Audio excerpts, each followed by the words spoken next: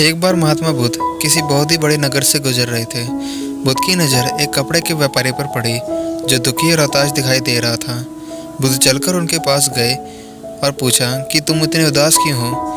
अगर तुम्हें किसी बात की चिंता है तो मुझे बताओ, मैं तुम्हारी मदद कर सकता हूँ। कपड़े के व्यापारी ने बुद्ध को प्रणाम किया और उनको अंदर बुलाया।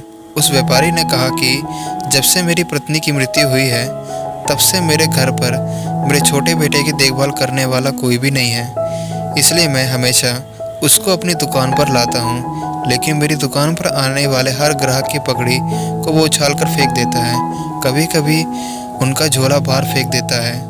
मैंने उसको बहुत समझाया, बहुत डांटा, लेकिन वो नहीं समझा।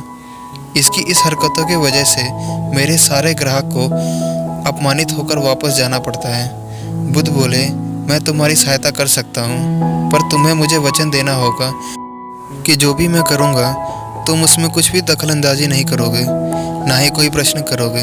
व्यापारी बुद्ध को वचन दे देता है। अगले दिन महात्मा बुद्ध एक पगड़ी पहनकर आए और एक ग्राहक की भांति आकर बैठ गए। व्यापारी का बेटा आया और बुद्ध की पगड़ी को उछाल दिया। महात्मा बुद्ध मुस्कुराए और कहा, बहुत अच्छा, जाओ उस पगड़ी को वापस लेकर आओ। वह बच्चा दौड़कर गया और बुद्ध की पगड़ी लाकर बुद्ध को दे दी। अगले दिन बुद्ध एक लकड़ी और एक कुल्हाड़ी को लेकर आए। उस लड़के ने फिर से महात्मा बुद्ध के सिर पर रखे हुए पगड़ी को उछाल दिया। बुद्ध ने उस लड़के को कुल्हाड़ी और लकड़ी दे दी और कहा, जाओ इस लकड़ी को काटो। व्यापारी को थोड़ा सा डर लग रहा था कि कहीं उसके लड़के को चोट ना आ जाए, लेकिन उसको अपने वचन याद था। 7 दिन तक महात्मा बुद्ध कोई ना कोई नया काम लेकर आते और उस लड़के से करवाते। शीघ्र ही वह लड़का भूल गया कि उसको किसी की पगड़ी भी उछालनी है। व्यापारी बहुत खुश हुआ और महात्मा बुद्ध को धन्यवाद दिया। मुझे पता है कि इस कहानी का और मन को वश में करने का कोई विशेष संबंध नहीं है, लेकिन पहले आप इस तर्क को समझ लीजिए। अगर हम अपने मन से अपने हिसाब से काम नहीं करवाएंगे तो मन अपने हिसाब से काम करेगा।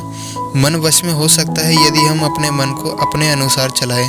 मन 2 तरीकों से, पहला, मन अपने हिसाब से काम कर सकता है, या दूसरा, मन को हम अपने हिसाब से काम करवा सकते हैं। बुद्ध से मिलने से पहले उस लड़के का मन और दिमाग अपने हिसाब से अनियंत्रित रूप में काम कर रहा था, लेकिन महात्मा बुद्ध ने उस लड़के को अपने हिसाब से काम करवाया, जिससे उसकी आदत ही बदल गई।